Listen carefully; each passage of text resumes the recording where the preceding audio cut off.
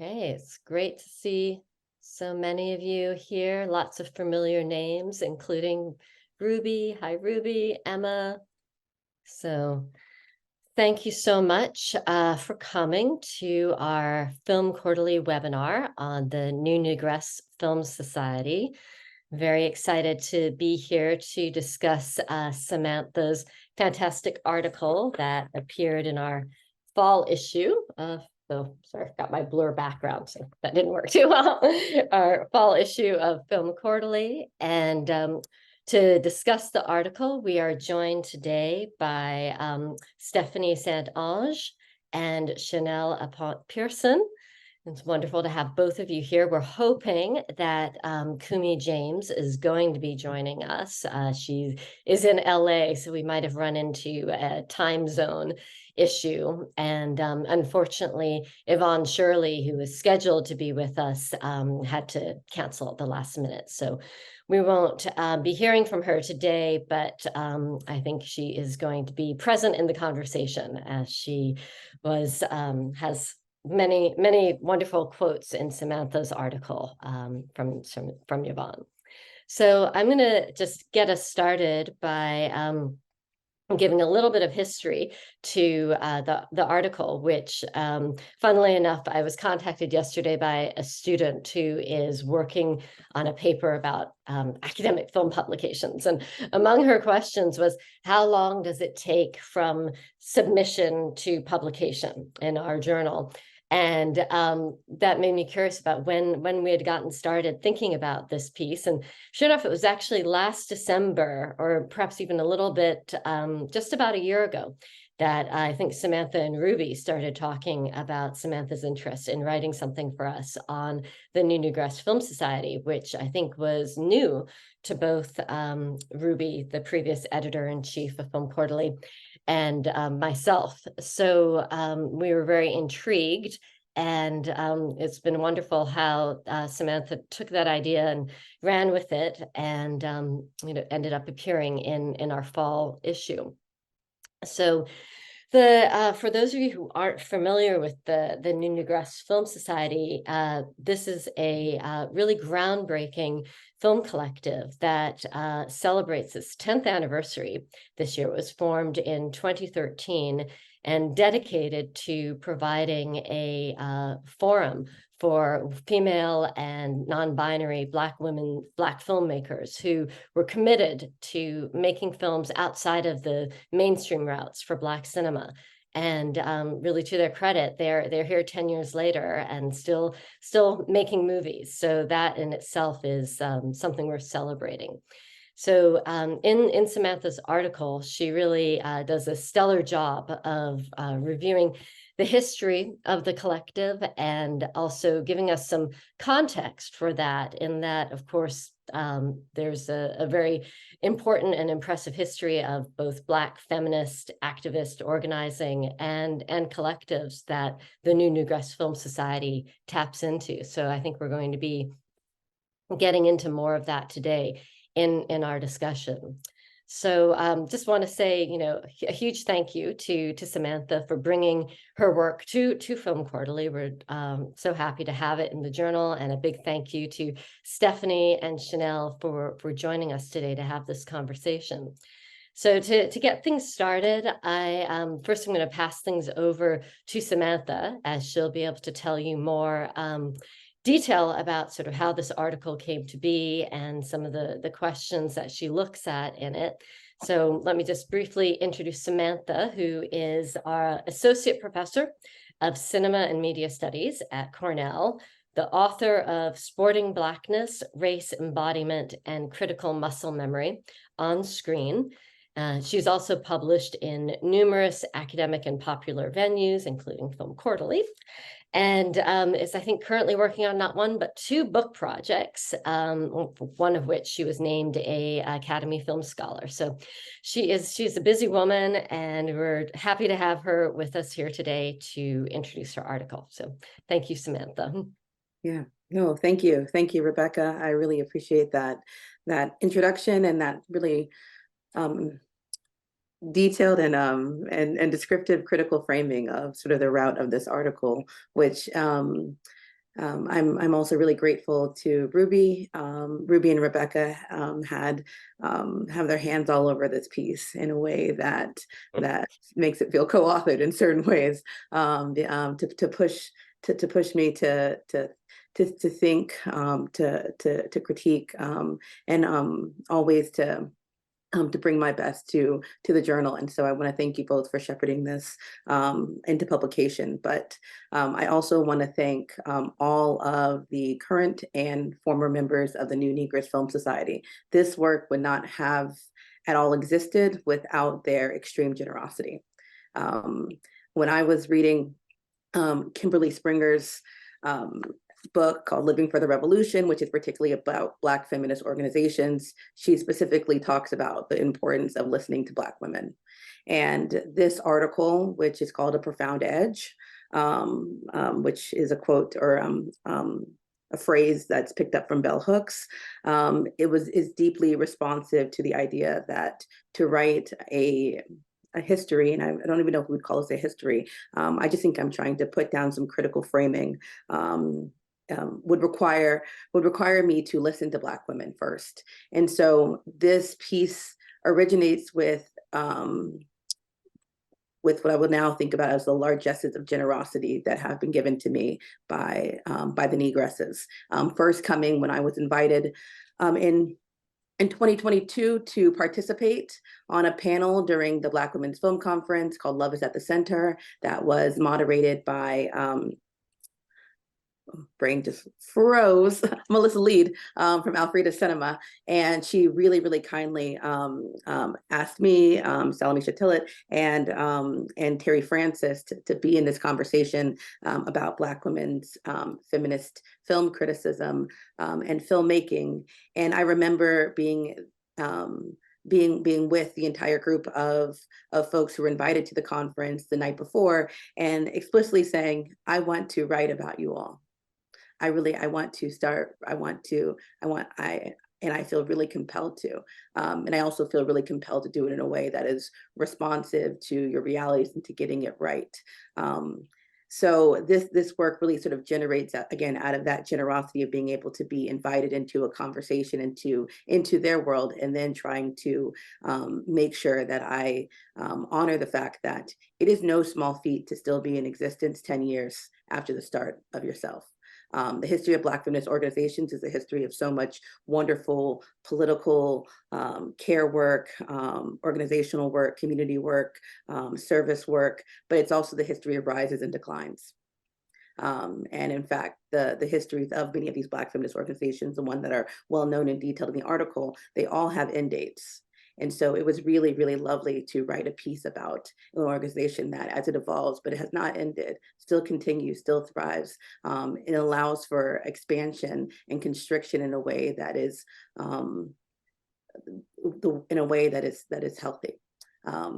And I think that's something that I wanted to bring to this piece.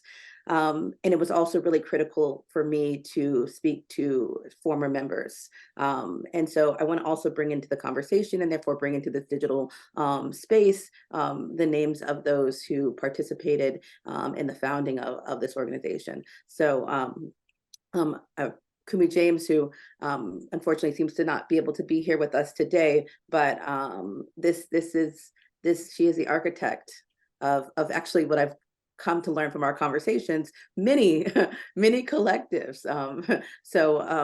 This began as an idea, as a chance and a forum for Black women to come together and show and magnify their work, and then became something even greater. And in that conversation that happened at Brooklyn Fireproof, Kumi James, alongside Neveline Nija, Jatavia Gary, Nuatama Bodomo, and though not a member, but certainly a kindred spirit, Nikiatu Jusu, all have come together to share and to celebrate, and in doing so, created an organization that you'll hear each of our members talk more about in detailed ways. Just a little through line, because I don't want to give you the whole thing. I think y'all need to read. Go ahead, read it, beginning to end, download it, program it into your classes. But is that this is a work that's also about giving critical genealogies. I'm deeply inspired by what I still think is the most groundbreaking work about Black feminist filmmaking, and that is Jacqueline Bobo's edited collection on Black women filmmakers. And that is a work that is deeply dedicated to thinking about genealogies, histories, and particularly animating the voices of the actual filmmakers. So I love a good theorizing. I love a good contextualization. I like to put my spin on things, but I also felt it was ethically really responsible to make sure you speak to the people whose work you're talking about. And then even in this piece, I don't even get as deeply into the work because I really wanted to just get the dates right. How important it is to write down the histories of Black women, to get the dates right, to get the facts right, to put them in a timeline, to put their histories in a way that is resonant. And I'll just say sort of last point, because we're going to get into a bigger, deeper discussion during our group conversation, is that one of the things that I really wanted to, or really appreciated about doing this research and this work was, unlike other kind of collectives that I have written about or even studied, the thing that really sort of moved me about the new Negress Film Society is that there's a beauty in being able to name yourself and to be able to claim the things that you want to be able to claim. And so unlike film movements where people have prescribed names on them, they name themselves. And that to me is a really, really, powerful rhetorical and political and cinematic move. And then the work that they do is just stunning. It's the work that comes first, and the work is there. So it was an honor to be able to even have my name anywhere near the work that they have created. That is a professional joy. So I thank you all for coming, and I really look forward to a rich conversation about the group, about film collectives, particularly Black film collectives, for which they're not the only one, but to me they are a powerful, powerful one. And of course, each of these filmmakers' wonderful, wonderful careers. So thank you. Thank you so much, Samantha. That was a great introduction to our conversation, a great start. Now, Chanelle, we'd love to hear from you, and you can tell us a bit about your trajectory and involvement with the organization. Sure. Thank you all so much. And thank you for inviting me to be part of this conversation. I actually was there at Brooklyn Firehouse Fireview in 2013 or 2013, where they screened, the work of all of the founding members and Nikki Atsujusu's film. And I remember the energy that was in the room, and knowing that, I definitely was in a space that was really special, and absolutely enjoyed the work. And while I didn't join, or even know to join the collective at that time, I was introduced to again the work of these artists. And years later, I would join the collective in 2017. Excuse me. And for me, it was really important to I was definitely seeking a space where it wasn't solely about career advancement, or especially career advancement within mainstream Hollywood system, which my personal and political views were not in alignment. I was very much seeking a space to discuss my views, to discuss my perspective, contribute to the space, but also I was in a space of wanting to learn and to grow. And I have definitely had that experience within the collective. I have learned so much from the other members throughout my time in the collective, and it really does feel like a very rare experience. And so, one of the, I feel like one of the evolutions of, of the collective, which Samantha was talking about, that, the collective has gone through periods of evolution that has still allowed us to pause and to reflect and to check in and say, okay, well, what are our priorities today or this year or this month or next month? And really being able to have some space and some grace and some flexibility to allow the collective to shift along with the priorities, and not just, the professional priorities, it was also personal priorities too, just like, what are we as human beings experiencing? And how do we ensure that we have the capacity to continue to do the work that we want to do in the way that we want to do it? And a big part of that is really just checking in with ourselves on a personal level and sharing that. And that essentially puts you in a really vulnerable space, which is also, I think, the beauty of the space as well. It's not simply a space for professional development and professional, growth, which definitely is. But I think what has really been significant to me is being able to work with other beautiful souls and in human bodies,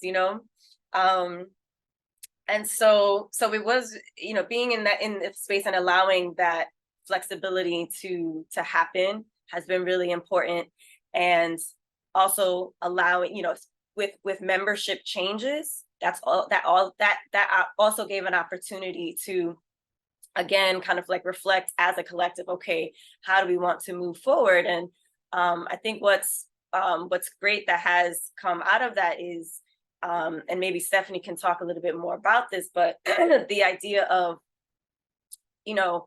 when you're working on an individual project, whether you are seeking funds from an individual, or I feel like most oftenly it's seeking funds from, trying to get grants or seeking, institutional funding. And there's always this idea of, you just have to, who's going to be that first in, who's going to be that first institution, that first funder that is going to, support you from the very beginning. And, because usually when that happens, it lets other organizations know, like, oh, okay, so maybe this, this person or this project is, worthy and willing to, to receive our funding. And so I think what was really great was kind of betting on ourselves and saying, we already know that we are valuable and we are worthy, and our stories are valuable, and our stories are worthy of funding and support and growth, and moving from a space of, we are a collective that exhibits the work of our members, to yes, we do that, but we are also a space that invests in ourselves first and foremost. And so how can we seek funding and resources so that we can be the first ones in? And even though there are challenges to that, of course, I mean, fundraising is just a challenge in and of itself. But this idea that we are going to bet on ourselves, we are going to invest in ourselves first and foremost, to make not our dreams come true, but to make the dream projects that we want to make. And so that's definitely I think that's a very empowering space to be in.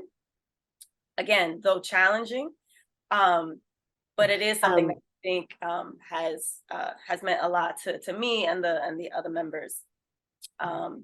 Thank you, Chanelle. I think I'm going to cut you off there, and so we can pass things over to Stefani for so she can have a few minutes of the floor before we go into the round table. But I really love that betting on yourselves. So thank you for that introduction. Stefani, great to have you here. Yeah, thank you for having me. Thank you, Samantha, for just recording the history. I think that having a record of it, yeah, it just means that we won't be, no matter what happens with the space, at least there's something detailing from start to finish, or from start to whenever, what we were trying to do, what we are still attempting to do. So I don't want to take that lightly. I think part of the reason for the existence of the collective is because of who we are, how we are positioned in the world as Black women and as Black women artists. We're always fighting invisibility, erasure. And so someone seeing you, like I said, I don't want to take that lightly. And thank you for your lovely introduction. Yeah, I joined the collective in 2015. So it's been 8 years that I've been in the space, and I was like in my late 20s at the time.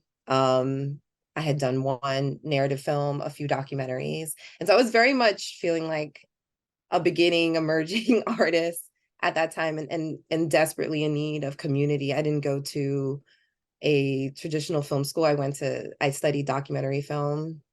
And it was a very small program. It was like 7 people in the program. And so I just didn't have many people in my life that were filmmakers, especially not Black women filmmakers. And I definitely was interested in going beyond documentary at that time. And so Negress just came at an opportune moment for me. And I just like took it full on. I just wholeheartedly, I have been dedicated to this space, and I still am. But I've grown so much, and I feel like I've learned so much about collectivity, even like my political positioning, through being in the space. I've had to like educate myself as to what it even means to assert that you're in a collective and that you're trying to build community in this environment, in this society, but also as in this industry, right? And so I think at its best, in its most hopeful iteration, Negress was always about preserving each other and preserving our work, right? Like in offering friendship and offering community. It was a way to ensure that those of us who are interested in doing work that is outside of market whims, outside of the studio system, that we can at least try and support each other through what is a very difficult journey, which continues to be a very difficult journey. And it's very tempting to just lean into the industry and to not like continue to assert who you are and keep the work as authentic as possible. And so Negress is born out of that, like recognizing that there is a need. I think Kumi, when she was conceiving it, recognizing that there is a need to see other Black women filmmakers and to create a connection between us so that we can, again, continue to make work that is just authentic, and support each other in that. Like, at least we see each other. And that worked. I think that worked really effectively. Like, we were screening together, and in putting the work together, it was like a great package to bring to institutions. That like there's this shorts program that's just like built into the space, right? And then we got paid honorarium to do those, and so we would put that in a pot and use that to we would in the beginning, when it was like very small honorarium, we would like take each other out to eat, we would just hang out a lot. We went to film festivals together, and we'd use that pot money to fund our stay. And so we were just like, and we became really close. We were just like really close friends, who were screening together and working together and like commenting on each other's work. And then we did the conference, the Black Women's Film Conference, and that's when we started getting other funding, so we could now we have like all this ambition to expand, to produce, and to build more of like an arts organization, essentially. And so, yeah, I think that was a turning point in the collective, for good and for other reasons. But I'll just leave it at that and say that's been my journey, and I think that's pretty much a summary of where we were in the first few years of the space. That's great. Thank you so much for that, Stephanie. And at some point, I hope we can get back, because it's interesting that, because Chanelle, I know you were produced Stephanie's film, Fucked Like a Star. So I'd love to hear more sort of how that came to be within the context of the collective. But now we're going to move into our sort of roundtable conversation portion of the webinar. And Samantha, I'm sure you have lots to get us going with that. So I can do, if you want to lead off. Absolutely. Thank you both for those great introductions. And I think that you did such a great job of providing some more narrative about the journey of the organization, but also about the reason why it's so significant, both on a personal level, on a political level, and I think in terms of film communities. So I want to think about film communities with you a bit. And so part of this is the question of what collectivism can bring. So I would love to hear a bit, and you've sort of touched on some parts of this, and if you want to blossom some of these other ideas around it as well, feel free. But sort of what the structure and nature of collectivism for you all meant in the organization, but as you saw yourself also in relationship to other film collectives, because one of the great things that you did, particularly in the latter years of the organization, is start doing creative collective conversations with other film collectives. So if you want to sort of talk a bit about that, the relationship between your collective and other collectives, but this larger idea of collectivism. I can start. I can address specifically the collective conversations, and like I said, I feel like I had to educate myself on what collectives are, what cooperatives are, and I think as is like for all of us, we were going through that education in trying to, because when we started getting money after the conference, when we started getting like real funds, right? We were thinking a lot about, well, what's the model that we want to emulate? And we were just realizing that we don't really know enough about other collective models. They're just like, that's why, again, it's we appreciate you writing on the space, because there isn't enough written, I think, on what is the inner workings of a collective. And so we thought, okay, we can do the collective. I think it was Yvonne's idea to do this collective conversation series where we just ask the question for other collectives who are in existence, who we see ourselves like parallel to, or even collectives that are no longer in existence. Like I think we started off the series with LA Rebellion, and just seeing, yeah, what is the nitty gritty, what is the actual work that takes to sustain a space or not, or like how did this space end up declining if it did.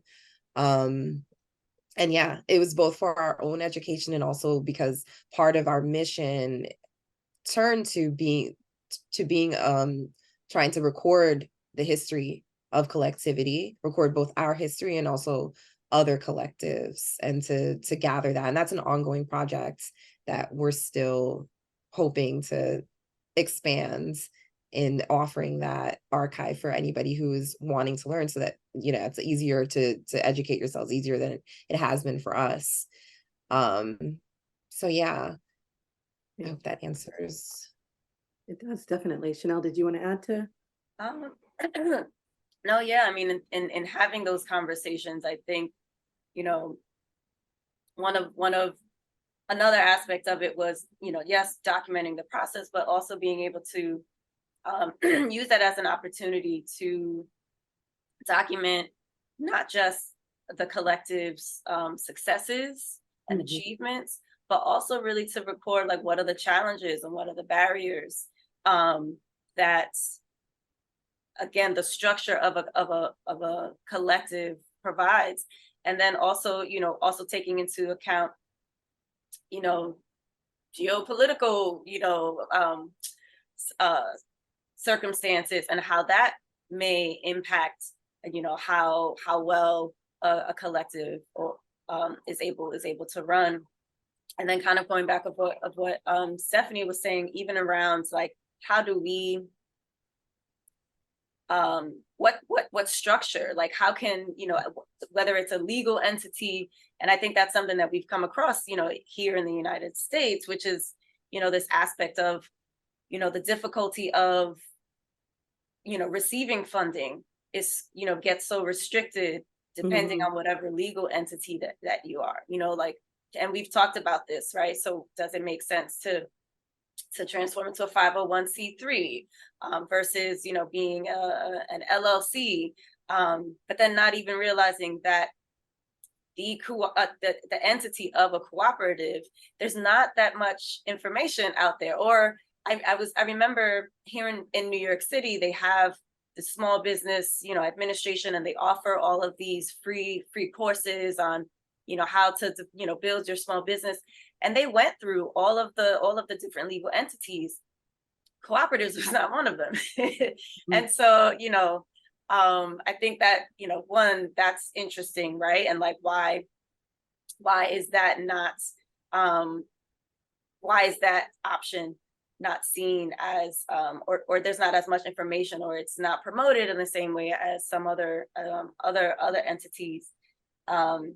And so, so just being able to talk in a very realistic, tangible kind of way, like how does that affect our day-to-day and our ability to operate and to function as a collective?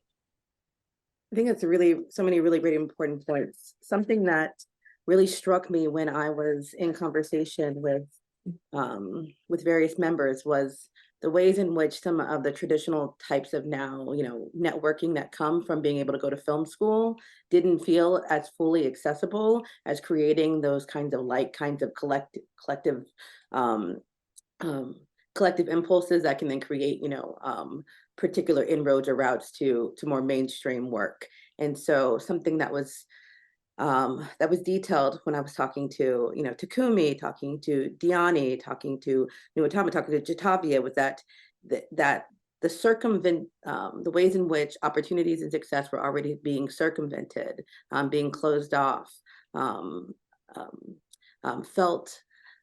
created the environment that the space that you all created was not just a refuge, but also a really important career response in and of itself. And then to be a step further, that it had also a particular politic.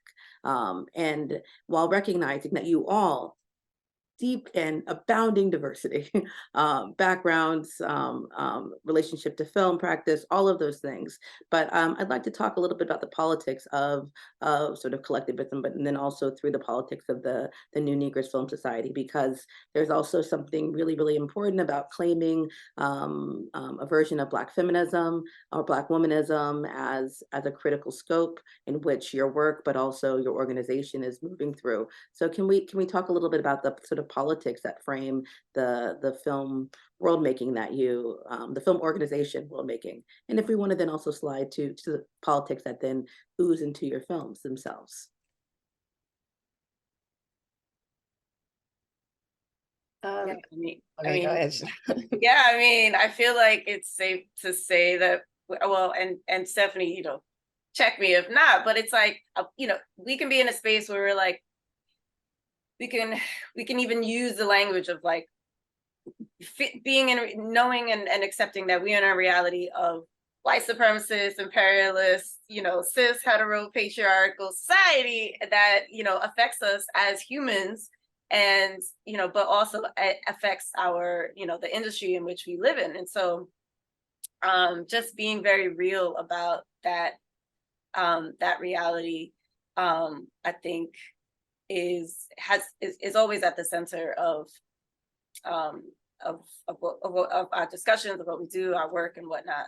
But yeah, definitely. I think that we're rooted in Black feminism. We're rooted in the Black radical tradition.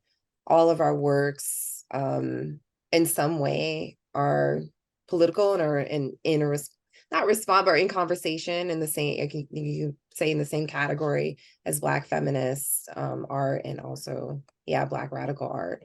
I think, I mean, me personally, I see filmmaking as just a tool yeah, for, I don't want to say social change. I think more than that, like just for us to meditate even on our current state, like Chanelle was saying, like the current society that we are facing. And it's difficult in this industry because, yeah, this industry, not it's the number, it's, you can argue it's the number one perpetuator of maintaining this system, of maintaining the status quo. And so to take on film as a way to intervene in that, yeah, you're taking a lot of risk. You're in direct opposition to the politics of the people that you need to fund you. And so the collective is a way to intervene, is a way to try and figure out another way, both the fun, but also to stay authentic in our politic, and to create a community and could create an audience. Like, I do believe that, I do believe in our community and our audience, that we can find support there. I have, you know, maybe not on a large scale, but I have found support for my films through people who are in the same, suffering the same issues that I am, right? So yeah, and the collective is a way of just continuing to gather resources and to, amongst those odds, if that makes sense. Yeah, no, you've hit on something really important, and I think that there's a relationship between Black women Black women creating work, but also Black women valuing Black women as audiences, which is often the thing that we also then now see when we think about mainstream routes. Oh, where, you know, this person is finally, you know, telling a Black woman's story, and they just happen to not ever be a Black woman, but at the same time, we have the ways in which you have shown deep respect to the fact that if you create work, if you create a community, people will come because they're not necessarily even begging for themselves to be seen, but they're begging to be in a conversation, in a discourse, in a dialect, with work and with makers who are deeply concerned with the kinds of critical questions or thoughts or provocations that the range of your work has done. And that's probably my last question before we end up having to move over to the Q&A, which is that one of the things that I wasn't able to get to in this article because of word count constraint, good word count constraint, because Lord knows I go long if I have to, but is the absolute range of the styles and the formal propositions of the work that was created. It reflects in all the conversations. You all are dynamic and wonderful and went through so many different evolutions in terms of your own personhood and creative processes. And the reason why I wanted to write this was to make sure that the time period was marked. So any work came out of there, it wasn't divorced from this community. And that sometimes happens often when people also leave a collective and they see the work as standing outside of it when it was incubated alongside it, and that's really important. But let's just have a moment for even a brief second. You could talk about your work. You could talk about other works. So there's so many works I've kind of put into this time period from a range of filmmakers that you want to sort of highlight and promote and just talk about the different ways in which you all let Blackness be multiplicity, Black women's storytelling be varied, and I think that's really, really critical, because sometimes we say, oh, independent, non-mainstream, oh, we must not be doing on narrative, you must be doing that thing with that thing and that thing, and that makes no sense, and I love those things too, don't get me wrong, but yes, let's end our little chat before we open up to the audience with the sense of you all talking about each other's work, which is the community comes first, but the work is right there behind it. Yeah, I think that it's interesting that it's rare to find work, especially films, that are, yeah, like you were saying about audience, that are not considering the white audience or like an outsider, or trying to explain things about who you are from Black people, right? There's this encouragement to form work for the mainstream or mass audience, which is a white audience. And so I think that what maybe the thread between all of us in the space is that none of us were ever concerned with that, even before we entered the space, and that's kind of how we befriended each other, is that we were all making works that was never a consideration when we were conceiving, when we were making, that we need to somehow form it to be more understandable or again, explain some basic truths. And so it just shows you the condition that we are facing as Black people and Black women, that's a rarity, that most of the vast majority of the works out there are conforming themselves because they feel like they have to in order to get funding, or even to just be relevant, or even to sustain as a filmmaker. They feel like they have to play some game, or even they feel that's even where their voice was formed, in this idea of like, okay, I need to explain something about myself. And so, yeah, I think that the works that not only that have been created alongside the space or by the collective members, even the works that we highlight in the Black Women's Film Conference, that's what we see is just people who are free, at least in how they create. They are free in their expression, and they're talking about things that are so specific and so nuanced, and it has to be coming from such a personal place, and that's what we see. That's what inspires us, and we want to do our part as much as possible to make sure that more people are feeling confident enough and feeling safe enough to do that work. And that maybe, and our greatest ambition is to create an avenue, like for us to have a real avenue from development to distribution for Black women to create with us incubating, right? Not in a studio or the more traditional way, which really can be a violent process for all of us that's gone through it, in terms of fighting for, basic, any sort of weirdness, you have to fight for it, right? And so we really would love to be able to incubate films so that that more Black women have the opportunity to create in a way that the weirdness isn't squashed out, but encouraged and celebrated. And it's more about building your craft and out in a safer environment. So Beautiful. Yeah, I Chanelle, have nothing to quickly add. to that. All of that. Mhm. All right. Okay. Perfect. Well, we're at our 15 minutes to close. So Samantha, thank you for, in addition to everything, being mindful of the time. We'll move into our Q&A, but I've just been alerted there might be a technical difficulty that some people are having trouble posting to the chat. So while we look into what could be going on there, I'd actually just like to return to something. I mean, Samantha, you made the lovely point that this is a film collective that named itself, that didn't have a name imposed on it from outside by critics. But I don't think, for those who have not yet had the chance to read the article, they may be wondering, well, how did the group come up with this fantastic name? So could one of you just explain the origin story of the name of the collective?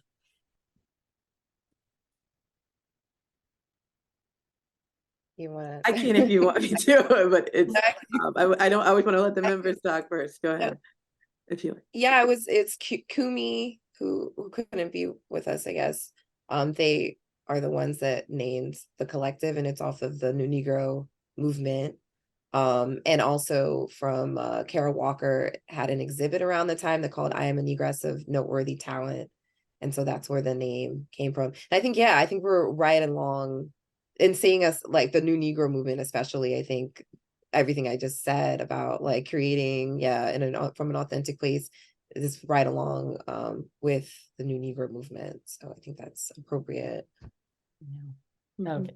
Thank you for that history, because I think people were probably wondering. Well, so I know we've posted. If you have questions, please put them into the Q&A as opposed to the chat. But perhaps it's just quiet right now. So, and another thing actually that I thought was, you sort of touched upon in your conversation is, in addition to your filmmaking, which I know, Stephanie, you said you didn't, not necessarily, limited just to social justice, but also to sort of a place to reflect and meditate and the beauty of expression, which I thought is very powerful.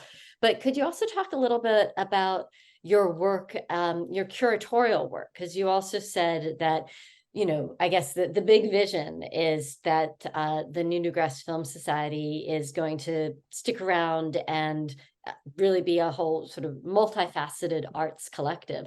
So curation would be a part of that. So could you speak a little about like how curation also functions as a form of advocacy? Because I think that's a really interesting concept.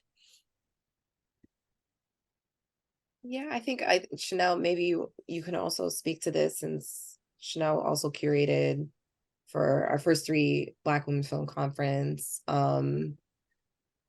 I think the conference, the whole purpose of it was, again, like I was saying, that the rarity that you see in the industry of people who are creating, Black women who are creating works that are just a little strange, maybe just a little more authentic. And so we wanted to create a community around that, the same experience that we have as being in the collective and being friends and always talking with each other and commiserating or what have you. We just wanted to have a simulation of that. And so the idea was, it's the people that we invited to all the conferences, they're people that we've just know in the community, their works that we've seen at other festivals, or just around, or people have passed to us or what have you. And we wanted to meet the filmmakers, have the filmmakers meet themselves. Like we offer a lot of space for people to connect within the conference. Like we have a roundtable dinner that's closed, that's just for people to speak with another. That's before the panel conversation, so that people are acquainted before they actually get on the panel. So yeah, the idea is, again, to expose each other to the work and also create a friendship, hopefully, as a result. Yeah. And I think with the creation of the Collective Conversation series, that has also been a way for us to consider even more films and filmmakers, outside of the US, and just continue to, explore different viewpoints from other filmmakers. And so, I think that question of like who is this filmmaker talking to or speaking from? I don't know. Sometimes we'll be watching a movie and we're like, yeah, we know who this film is for. Like we know like who this person is trying to speak to, what audiences this person is trying to speak to. Sometimes it's very clear, and sometimes we'll have like conversations around it, around that as well. But I feel like,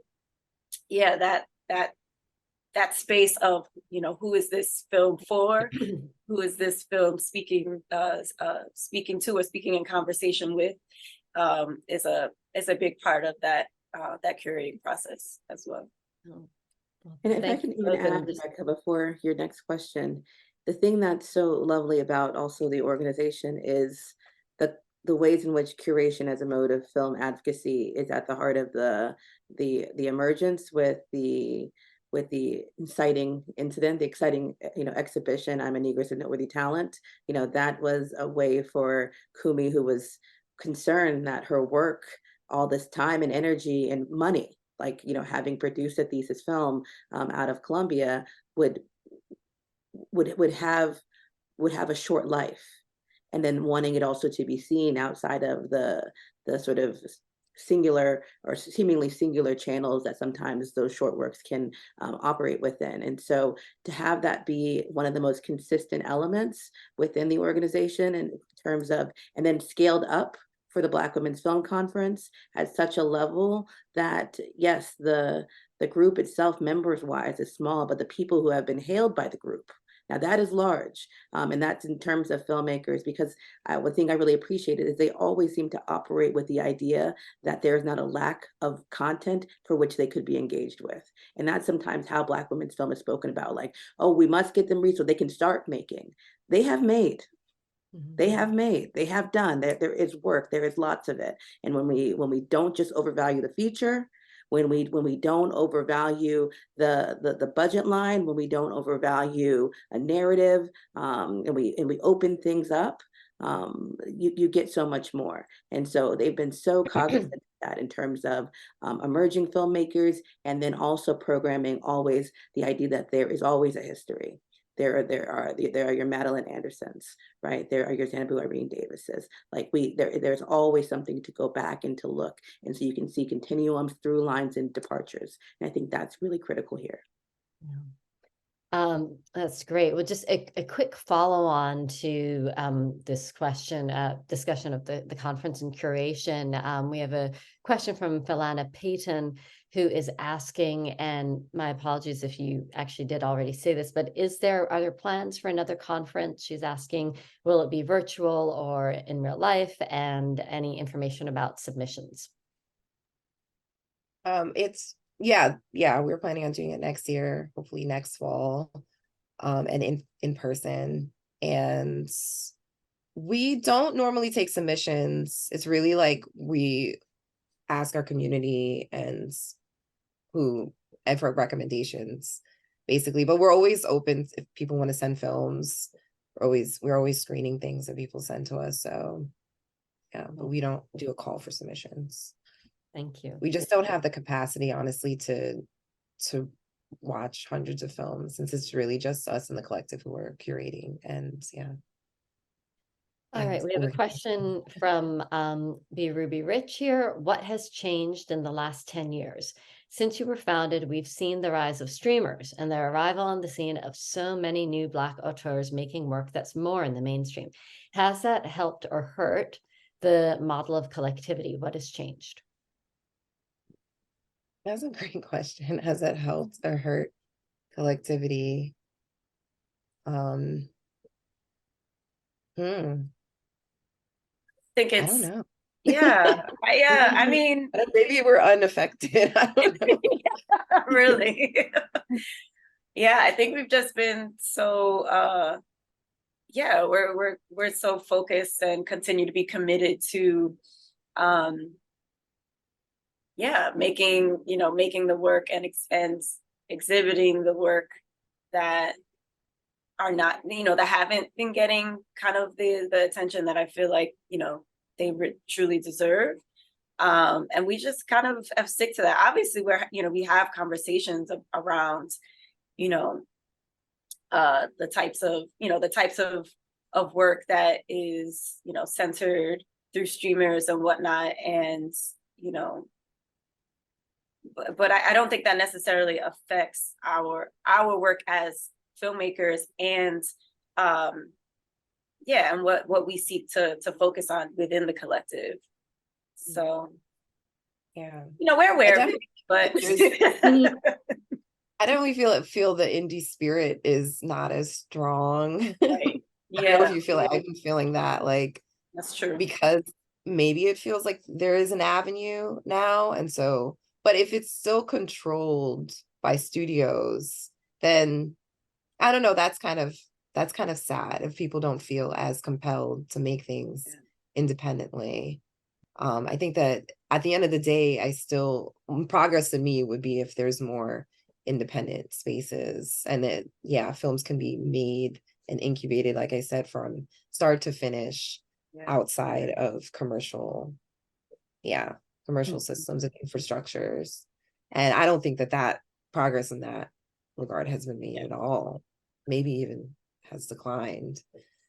I think it's definitely declined, in part because the avenues for independent financing have dwindled and decreased. So we're watching just sort of inversions happening, the assumptive rise of streamers and opportunities, and the exalting of the few at the cost of the many, and our own sort of nationalized or collectivized systems that help to support alternatives seem to be less privileged and less supported in a bunch of different ways. I think it makes this stark extreme also between, and this is why we come back to the work being called a profound edge of where you all sit in relationship to these, you know. And I think the thing that's been so wonderful is that you don't sit in a place that then has you looking down on anyone who has made their routes or made their inroads or chosen to go in any kind of route. But you sit to say that both of these spaces should exist,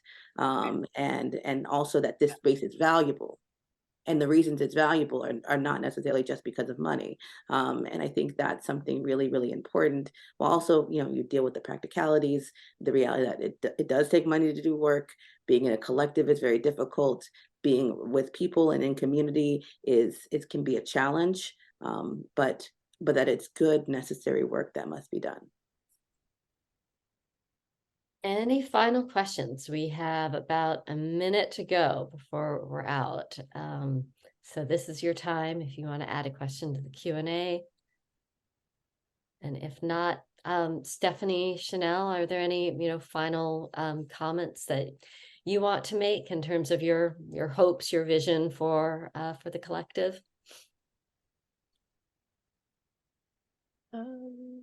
Well, I think the last thing I wanted to, or not one of the last things, but you know, one of the things I wanted to say is that in addition to, you know, being recognized as a filmmaker, I feel like my experience within the space has really furthered my commitment to film advocacy, and I think that has been I didn't even recognize it as was happening, right? So in creating programs and creating opportunities for other filmmakers and film lovers to experience the work, you know, our personal challenges, our collective challenges, you know, is simply a reflection, you know, of the community as well. And so I think I'm very appreciative of furthering that commitment and wanting, you know, just better experiences and more healthy, safer experiences for folks. So yeah. I think our audience is too. We have a nice note here from Eric Portillo, thanking you for being here and for sharing your mission. So I think on that note, we'll probably head out. So, you know, many thanks to Stefani for convening this, writing the article, to you, Stefani, and Chanelle for making time to join us, and to our audience for tuning in. So this webinar has been recorded and will be available on the Film Quarterly website in about a week's time. So you can check back and use it in your classes. And it's just really, really great conversation. So thanks to everyone. And yeah, we'll sign off now. Bye-bye.